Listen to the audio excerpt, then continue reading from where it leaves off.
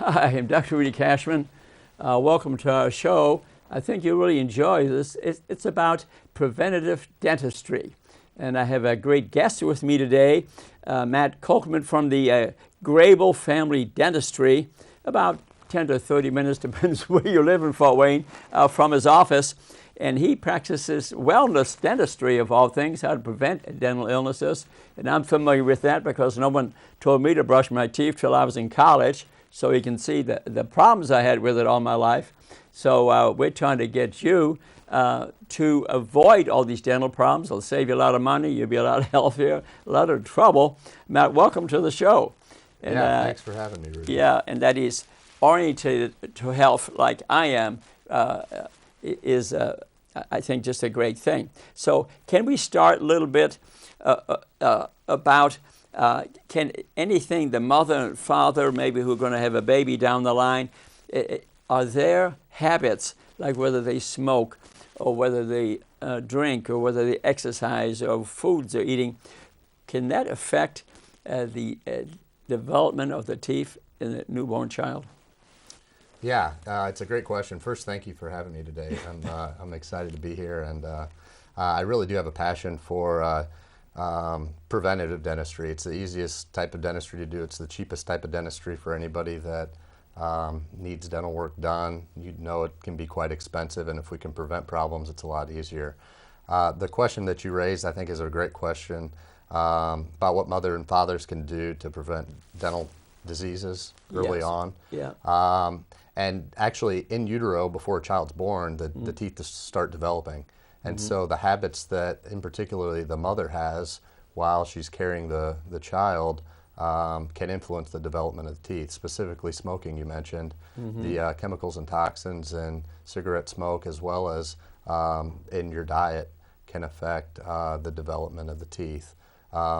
Is alcohol included in that also? Alcohol and smoking, really drugs in general. You want to stick to a real healthy living, healthy diet while you're developing a child, because everything you take into your body is connected to that child that's developing. Yeah, so. I've given some talks before, and people who watch my show have me speak about epigenetics. How, we inherit about 10% of the things, but the majority of our gene expression is based on how we use our fingers, our forks, and our feet. But that can also affect tooth development. Yeah, and then at birth, how soon is there some teeth start to stick out? When should the mother start practicing some oral care? Right at birth, wash out the mouth, or? Yeah, so for kids it tends to vary a little bit. We say on average maybe around 6 months you'll start to see teeth come in, but it can be a lot earlier than that, and it can be later than that. So it's good to start practicing oral habits, even if it's just with a soft washcloth, washing out a baby's mouth even before teeth come in. But for sure, once that first tooth starts to come in, then the brushing habits need to start, even if it's just a toothbrush under cold water. Without toothpaste, getting that habit of cleaning the teeth, cleaning plaque. Just to get in the habit of it, even before the teeth come out, and it's just something you do every day. And then it becomes second nature for the child. Is it once a day, twice a day, or how would you say? Before the teeth are in, you could kind of start doing it once a day. Once the teeth are there, you really want to do it twice a day, specifically after meals. For babies, once their teeth come in, it becomes very important. One of the number one problems that we see with children, actually the number one disease, as described by the CDC for children, is childhood teeth decay.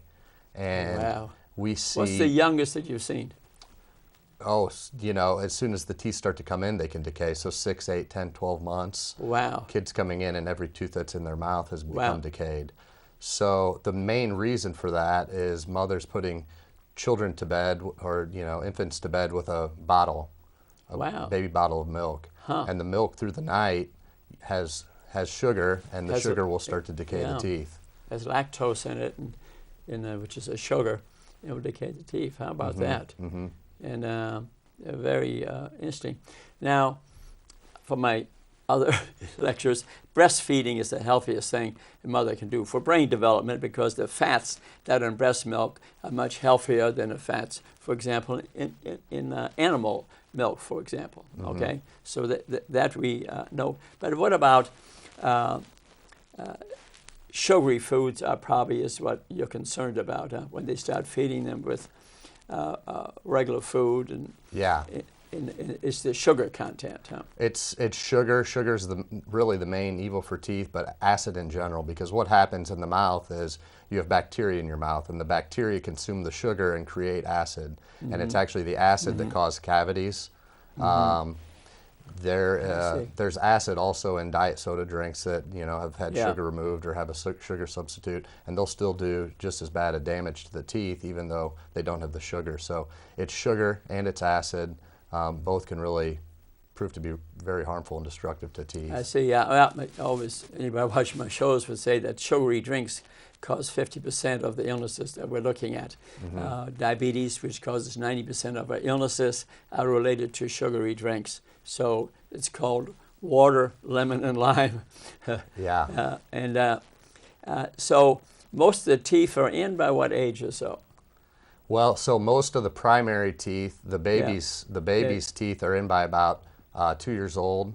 Right. And then what'll happen about 6 years old is they'll start to lose those baby teeth, and the permanent set of teeth will start to come in. So the 6-year molars come in, and they'll start losing, starting from the front, their baby teeth, and kind of work their way back. By about 12 years old, then typically, and the ages vary depending on the child, but typically by about 12 years old, people will have most of their, if not all of their baby teeth out, all of their permanent teeth in, with the exception of the wisdom teeth, which may or may not come in completely. That's interesting. I notice in the emergency rooms in this area, they're telling me a lot of children are coming in with infected teeth. Yeah, and I think it's lack of information. I think, and I include myself, I didn't get a great education on teeth in medical school, yet it represents a huge part of our wellness. A lot of people with infected teeth can get heart disease, for example. Sometimes the bacteria will go to the heart, inflame the heart, and cause very serious problems to the point they need a valve replaced, the life-threatening things. So dental care is critical. I would think that's got to be 25-30% of your health, how good a teeth you had and what your habits are. It takes about 21 days to establish a habit, so once you get the teenagers doing it, I think it's pretty automatic. But especially, I think a lot of us, and including myself, are in the habit of brushing our teeth in the morning, but before we go to bed, we're tired, we forget. But brushing teeth at night is critical too, isn't it? Yeah, it's important morning and night. If you're going to put a priority on it, though, the priority would be nighttime. How about because that? You've been eating throughout the day, you have plaque and bacteria on your teeth. If you go to bed, what happens at night is your salivary flow typically decreases because you're not using it. Your energy is trying to store up in other places. So it's more acidic. So that, the plaque and bacteria sit on your teeth, create a more acidic environment, and through the 8 hours, hopefully people are getting 8 to 10 hours of sleep. During that time, it can really do some harm to the teeth, causing inflammation, And the amount of money you can save is astronomical, because I know from my own experience in speaking to patients, to have dental implants, we're starting to talk about $10,000, $20,000 stuff, bills like that, or maybe even more, which that's avoidable. It's preventable by good dental care. Is there a specific type of toothpaste you recommend, or just general toothpaste with fluorides in them, or some new chemicals people use now? Or I think I'll give a couple recommendations for products, because I do have a couple, but I'd like to just mention quickly, it goes, the problem is much larger than just the type of toothpaste you use. So a product isn't necessarily going to fix the problem. It's the diet, the foods that you eat, the things that you do activity-wise, the type of bacteria you have in your mouth. What happens is people develop acidic environments in their mouth because of diet and because of medicines that they're on. We see a lot of people in the geriatric population that are on a long list of medications that result in dry mouth. and decrease saliva. And what that causes is a really acidic environment in your mouth. The good bacteria that populate our mouth to help prevent cavities can't live in an acidic environment. And what happens is you have all these aggressive bacteria that live there, and when you start feeding them with sugar in your diet and things like that, it can really accelerate the activity of disease very rapidly. And so we see people that have lived a really healthy life, and because of medicines that they're on, they decrease their saliva flow, and all of a sudden they start developing several cavities really, really quickly. So balancing risk factors is one of the things that we talk about in our office. Becomes very important. If you have more risk factors, meaning you have dry mouth, meaning not necessarily an ideal diet, you've got to balance these with protective factors. And so it's like a seesaw effect. If you're developing more risk factors, or you innately have more risk factors, genetics plays a role, as I said, the type of bacteria you have plays a role, then you need to weigh a little bit more heavily into protective factors. So one way to do that is with products, toothpaste and mouth rinses and things like that. If you're at extremely high risk for oral diseases, dental diseases, tooth decay or gum disease, it probably would require prescriptive strength mouth rinses and toothpaste that have more fluoride, calcium and phosphate, all minerals that'll harden the teeth. Or there's antibacterial rinses to eliminate bacteria that's in your mouth that's causing it. And a lot of times what we have to do is change the environment of a person's mouth. You check the pH do you check the pH of the mouth? Yeah. It's acidic or alkaline with strips and things, or how do you check it? Yeah, so pH is big because pH tests the acidity. And so for a person with high dental decay, we want to make sure that the pH in the mouth remains around a 7. If it gets below 5, then the teeth will start to demineralize and decay. For someone with gum disease, periodontal disease, you develop bone loss around the teeth. And pH isn't the most important factor there. Instead, it's the type of bacteria you have in your mouth. And so we actually have DNA tests with an oral swab or a mouth rinse that we can send to the lab to test the concentration and the type of bacteria you have in your mouth. How about that? And through a 3-month treatment, we can repopulate the type of bacteria and then follow up with another test to see if all that bacteria, the aggressive disease-causing bacteria, has been eliminated. A lot of times this is constant follow-up then too. If someone is proven to be at risk for the disease, it's not a definitive cure. It's maintaining the disease for your life and making sure that aggressive bacteria doesn't come back. So yeah, we're trying to get you to keep your teeth so you don't need to. It sounds expensive, you know, all these treatments and 3-month rinses and things. But when you look at the grand scope of things, it's much cheaper preventatively to do some diagnostic testing and have your teeth cleaned regularly and examined regularly than lose them later in life and end up in spend dentures thousands upon thousands of dollars and foreign substances in your mouth, and price of a car or even a house in some cases. So price of a house. How about it can be. I've seen some estimates, and you need these bridges done, or that'll be $35,000 on one side. I have seen it. Yeah. And that can be, like I teach about avoiding type 2 diabetes. It's preventable, stoppable, reversible. Tell me this, in terms of specific diseases, how much dental disease are you seeing from patients who have diabetes? You know, I would almost want to say it's as high as 80 to 90% of diabetics are going to have some sort of dental disease.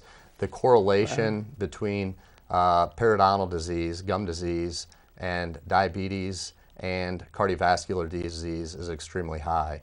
Now, these patients may not necessarily have the active form of the disease, meaning their bone may not be actively receding, but there's a high correlation between people with diabetes and cardiovascular disease. and periodontal disease. So if you don't have it now and you're diabetic, there's a good chance you'll develop it later, or vice versa. If you have gum disease, there's a good chance you may develop diabetes or cardiovascular disease. That exact connection is not known, but it's been pretty well proven in literature that a connection exists. Yeah. Like I said, I do a lot of teaching in that, and I think, to me, probably the two occur at the same time. You know what I mean? But certainly if you have bacteria in your mouth and you have inflammation in your heart, it's real easy because it's in the bloodstream. Yeah. They would go into the valves of the heart, especially suppose you had a valve replaced already.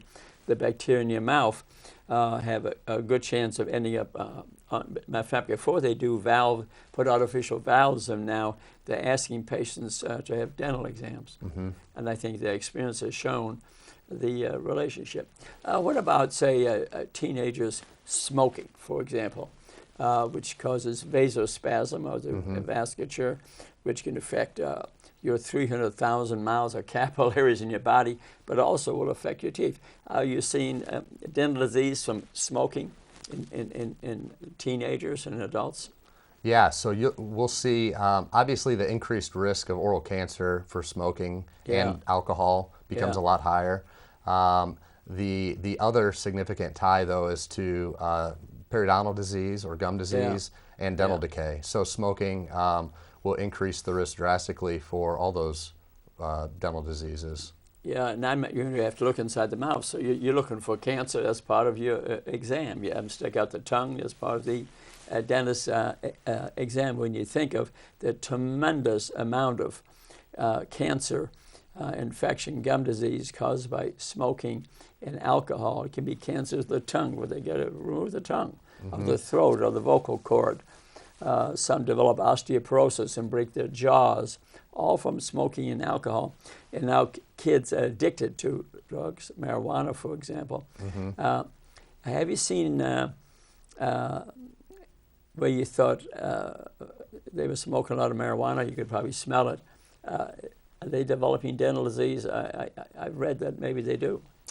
Yeah, with marijuana, you know, again, it's active toxins, heated toxins that are entering your oral cavity or entering your mouth that are only going to do damage to your teeth. Yeah, part of the smoke, for example. Yeah, the chemicals and toxins in the smoke. So the other thing that we're seeing now and we're able to test for related to oral cancers is sexually active teenagers testing positive for HPV.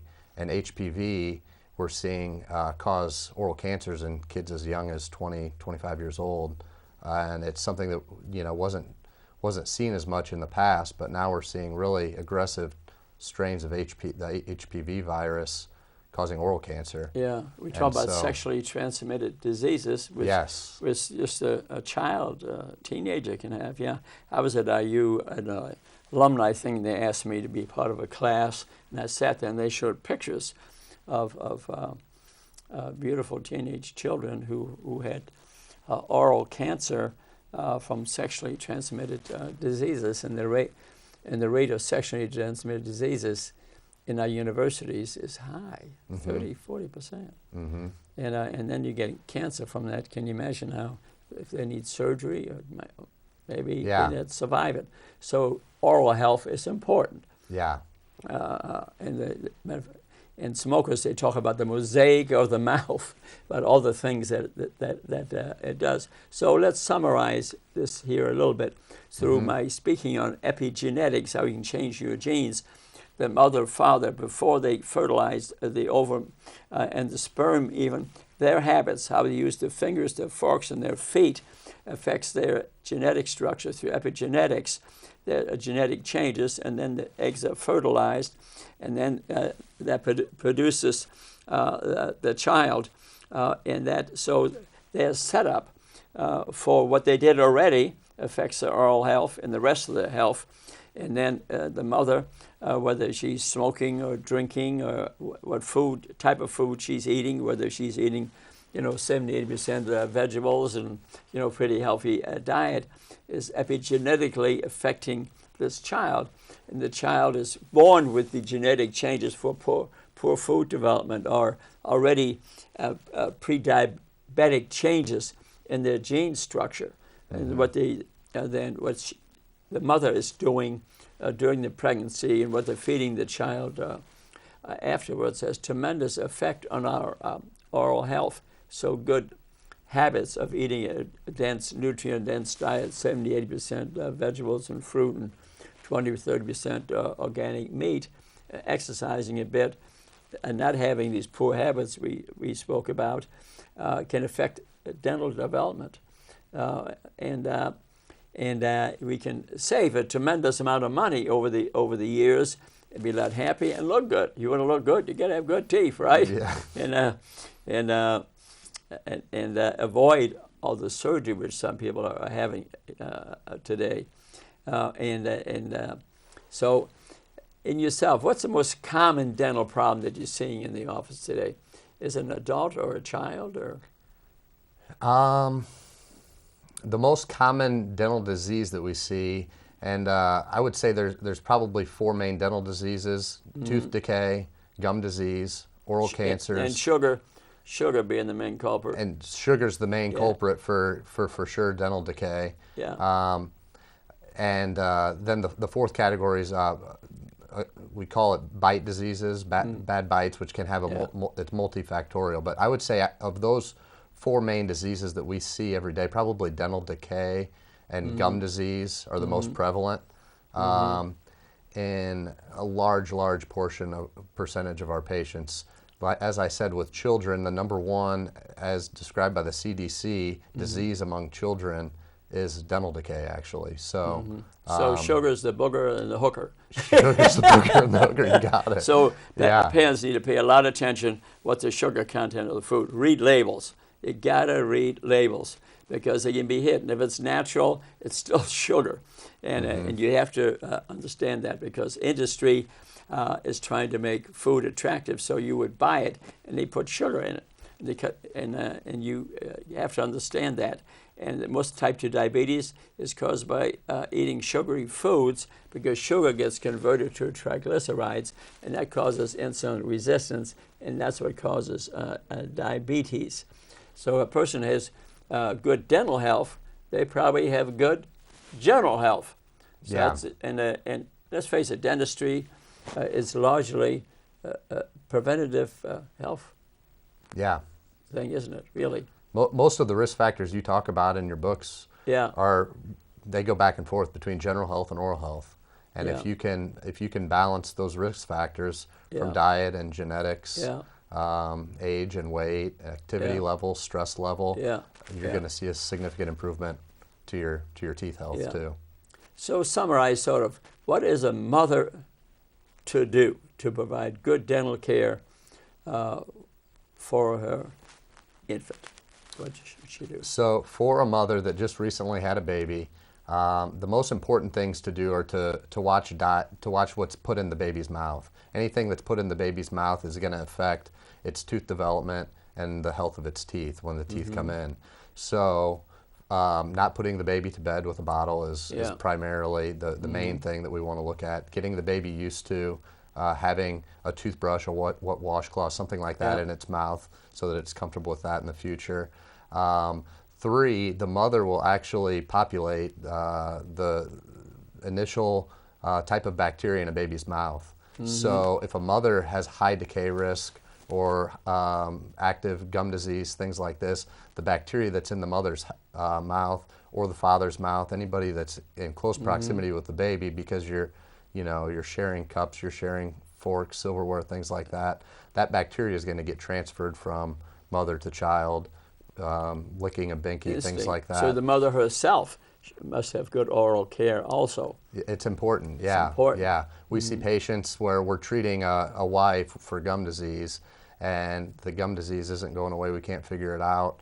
We're doing all the protocol properly. She says she's sticking to everything at home, and we ask some more questions, and the husband also has uncontrolled gum disease. We bring the husband in, start to get his gum disease under control, and then both of them start to get better. So these bacteria are transferable, and it's amazing when you kind of take a step back a little bit and look outside of the little microscope of the mouth and start asking more questions about person's environment and their culture, Yeah.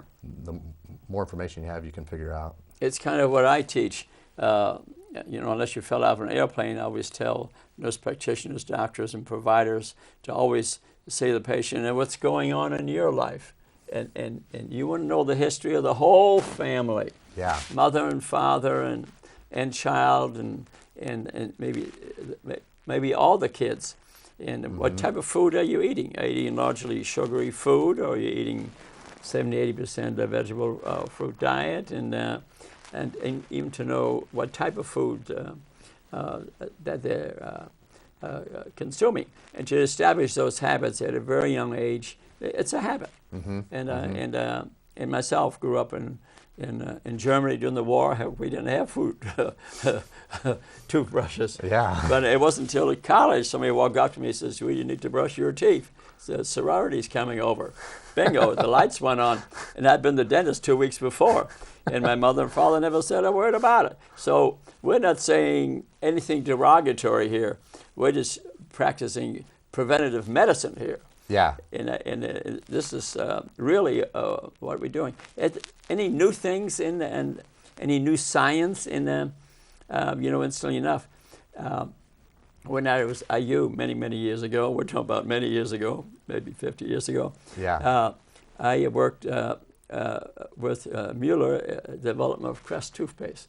Okay. Yeah. I worked in their lab. Yeah. That is interesting. But anything new stuff coming down the line? Well, for me, I think the most exciting new stuff that's coming is in diagnostic testing and things, imaging devices that we have. So we can initially do genetic screening and DNA analysis on somebody, as I mentioned earlier, to see their risk for gum disease. We can also genetically test for inflammatory markers to see how a person's immune system is going to respond to certain activities. Like a CRP, I order a lot for vascular inflammation. Exactly. Is that the test that you order? Yeah. Similar. It's similar. It looks at MMP3 and the real interleukins and things that will actually cause the immune response of your body. And so some people are going to be more, because of their genetics, more susceptible to inflammatory diseases like heart disease and diabetes and even periodontal disease. The other thing that we have is testing for the HPV virus too. So for people that are concerned that they may have HPV, we can test to see if they're positive for the more aggressive. They can get a shot for that these days, a vaccination for some of that. I think parents probably ought to look at that. I'm not recommending it, but I'm saying maybe look into it at least. Get an active teenager, maybe look at that. Yeah. So let's summarize things here a little bit. Yeah, I think we've put out a lot of helpful information here, and I highly recommend that that we parents and teenagers to be watching, even as we're getting a day older. For example, as we get a day older, you're more likely to develop diabetes. Yeah, you may be even of normal size, but insulin resistance is more common in older people. They're more likely to gum disease. So brushing is critical for any age group. But if you can establish it in the baby, within weeks of its being born, it's a habit. They're used to it. They won't even think it. They won't think of going to bed without brushing their teeth. You can avoid an awful lot of trouble. Puts you out of business, right? Now, I've learned, being a wellness doctor, we'll never put anybody out of business, but we can save people a lot of trouble. Yeah. You can avoid the sugar diseases like diabetes, gum disease. Boy, we've saved you a lot of money, a lot of happiness, and you're going to look good. I found that there's mathematics in good vegetables and good food to make you look good, and you got a beautiful smile. And we appreciate everyone watching the show. And Matt, maybe we'll do it again, huh? Yeah, I had a lot of fun. I appreciate you having me in, Dr. This is a lot of fun. And you're only 10-30 minutes in Grable. And I highly recommend that you go to a wellness dentist. He's going to keep you well and make you look good, feel good.